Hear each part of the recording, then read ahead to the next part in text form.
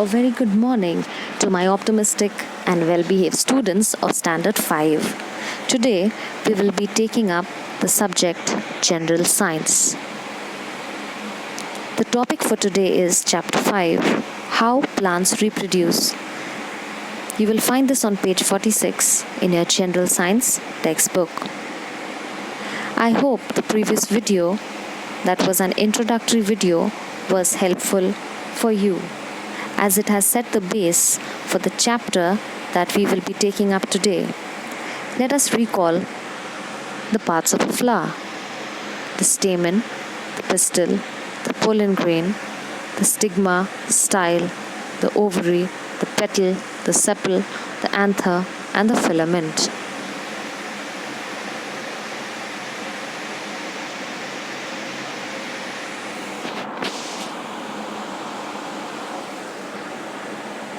Now, this is the picture of a flower that shows us clearly that the pistil is divided into three parts: the stigma, the style, and the ovary.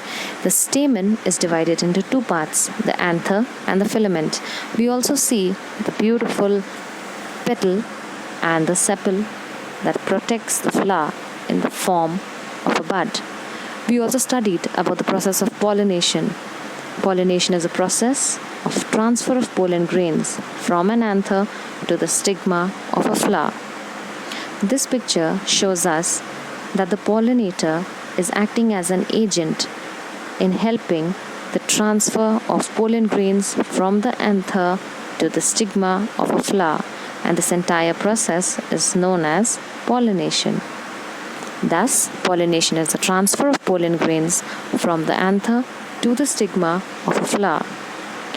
We learned a few new terms like stigma, pistil, pollination, pollen grains, androecium, and gynoecium.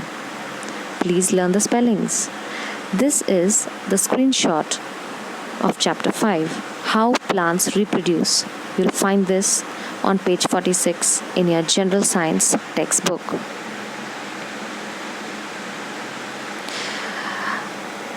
I would like to request you to read the chapter clearly, line by line. Read it out aloud and get familiar with some new words such as fertilization, seed formation, dispersal of seeds. This will also help you to enhance your vocabulary. In the beginning of the chapter, we learned that all living things can reproduce. But in this chapter, we'll focus on the reproduction of plants. What is reproduction? Reproduction is a process by which living things make young ones like themselves. Reproduction is of two types in plants. The first type is the reproduction through seeds, and the second type is reproduction through different parts of the plant, like the leaf, the root, and the stem. The major step in the reproduction through seeds are pollination, fertilization, seed formation, dispersal of seeds, and germination.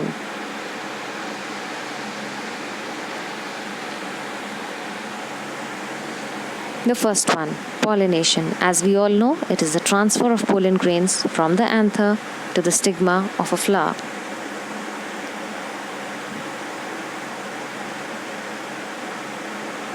Fertilization. Now this is something new. So listen to me carefully and try to understand the process. Once pollination is successful, as in, if the pollen grain falls on the stigma, it sticks to it. Each pollen grain starts growing into a tube-like structure downwards with a male cell at the end of the tube. As it grows downwards, it passes through the style and finally reaches the ovary. The ovary has the female cells. Now this natural process of the fusion of the male and the female cells is known as fertilization. After fertilization, the two cells together, that is the male cell and the female cell, form a zygote.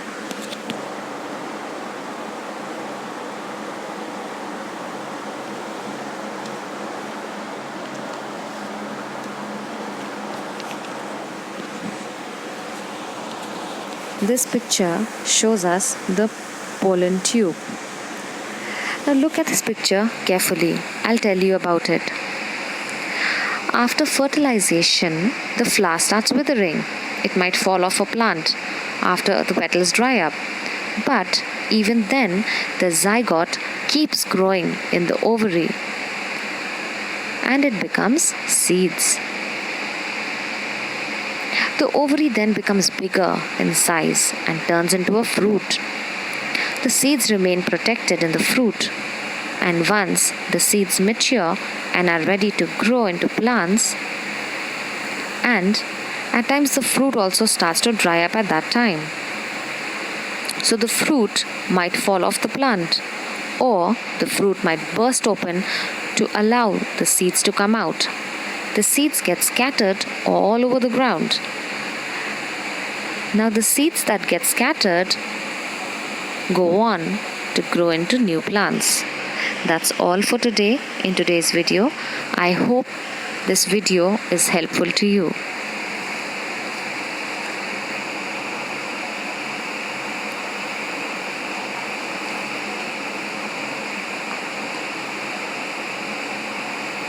You have been given homework to draw the diagram that is given on page 46.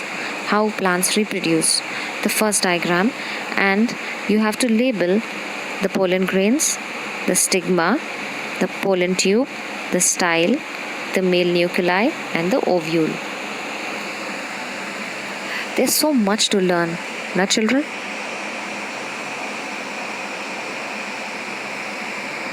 And in these times when we are so much affected by the pandemic, I would request you to wash your hands properly every 15 to 20 minutes. Do not go out of the house. Stay at home. Stay safe. That's all for today. Have a great day. May God bless each one of you. Study well and be good. Respect your parents and your elders, and even the ones that are younger than you.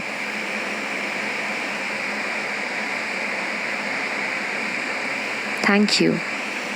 Have a great day.